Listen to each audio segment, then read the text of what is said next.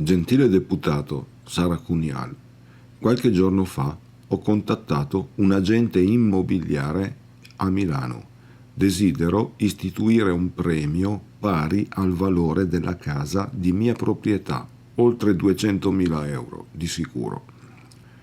Questo per chiarire le responsabilità e le motivazioni riguardo i fatti che ho già esposto ampiamente altrove e qui evito di ripetere, ma voglio ricordare che nel 2002 il Presidente della Repubblica ha risposto al mio reclamo e nel 2005 la Comunità Europea ha spedito denuncia alla Procura di Milano, al procuratore Corrado Carnevali, riguardo i miei diritti di cittadino europeo, riguardo la libertà di movimento e di iniziativa all'interno della Comunità Europea, ma il procuratore ha deciso che i fatti non sarebbero mai accaduti e della stessa opinione è stato il procuratore a Verona Guido Papalia. Quindi, visto che non ho nessun dubbio che i fatti siano accaduti, desidero che lei possa aiutarmi ad esporre denuncia presso la Comunità Europea riguardo lo spergiuro e l'associazione mafiosa di pubblici ufficiali, fra cui procuratori della Repubblica, professori universitari, consoli e ambasciatori. Infatti, ci sono proprio le loro firme a dimostrare che i fatti sono accaduti, aggiungendo l'insabbiamento ai ricatti e allo spergiuro. Sempre per chiarire, desidero una risposta dal Presidente della Repubblica, qualora il Presidente sia in grado di rispondere a una domanda facile riguardo la storia d'Italia.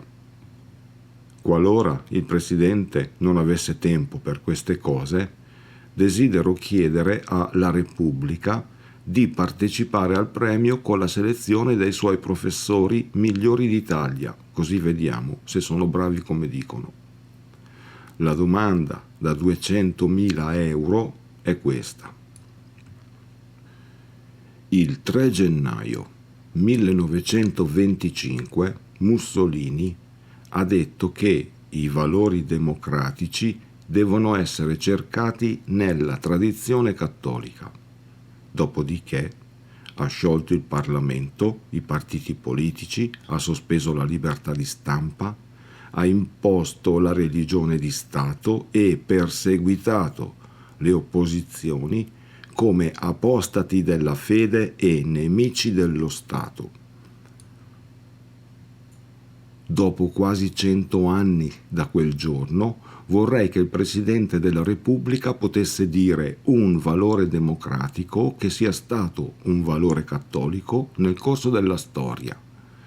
Vorrei che il Presidente della Repubblica potesse riuscire a rintracciare un insegnante, un professore, un ricercatore, un politico, un giornalista, qualcuno in grado di dire un valore democratico che sia stato un valore cattolico nel corso della storia. Gentile deputato Sara Cunial, la libertà di scelta e il valore secolare della giustizia non sono valori che appartengono alla cultura cattolica in nessun modo. Infatti, i valori democratici, come la libertà di scelta e il valore secolare della giustizia, sono il risultato dell'emancipazione dal potere assoluto della Chiesa e non sono mai stati valori cattolici, ma eresie da estirpare. È solo per motivi di incompatibilità morale coi valori democratici che in Parlamento nessun deputato è in grado di dire un valore democratico che sia stato anche un valore cattolico nel corso della storia e, con i simboli della morale cattolica nelle aule del Parlamento, rinnegano l'esperienza fascista di Mussolini, che è l'unico motivo che giustifica la loro presenza in quell'aula come democratici. Quindi, visto che tutti gli esseri superiori a disposizione degli organi democratici dello Stato sono pronti a giurare che i valori democratici siano tradizione cattolica, ma nessuno di questi esseri superiori ne sa dire nemmeno uno di questi valori democratici, desidero denunciare il Presidente della Repubblica per la ricostituzione del partito fascista, perché solo un idiota oppure un fascista potrebbero pretendere che i valori democratici siano tradizione cattolica. Inoltre, desidero che il Presidente dimostri alla Comunità Europea che i fatti non sarebbero mai accaduti, così come deciso dai procuratori Corrado Carnevali e Guido Papalia. Desidero che il Presidente dimostri che non è stato il crocifisso nelle aule dei tribunali a trasformare lo spergiuro di pubblici ufficiali in atti di devozione e opportunità di carriera.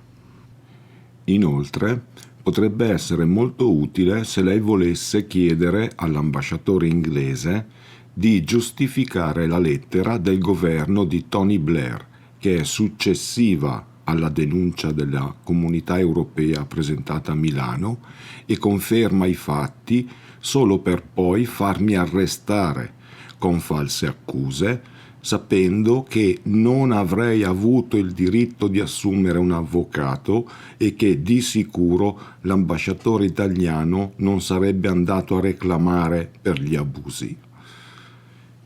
Gli chiede il motivo per cui io dovrei essere il falsario mentre Regeni dovrebbe essere quello onesto.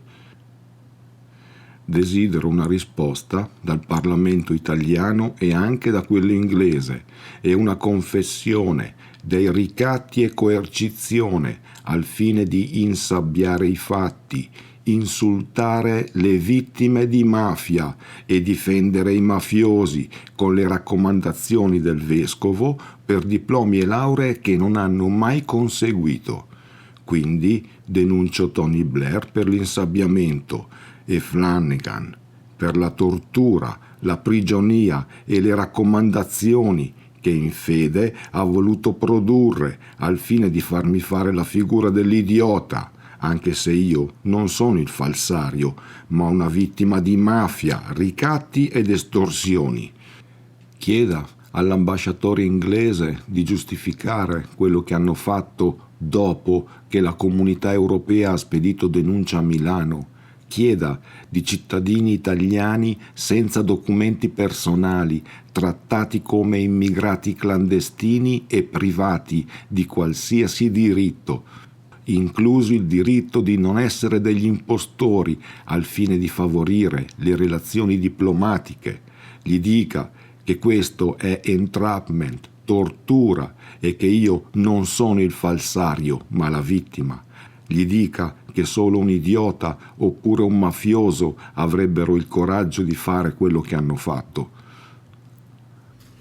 In conclusione, desidero istituire un premio per quel professore, politico o giornalista in grado di dire un valore democratico che sia stato anche un valore cattolico nel corso della storia.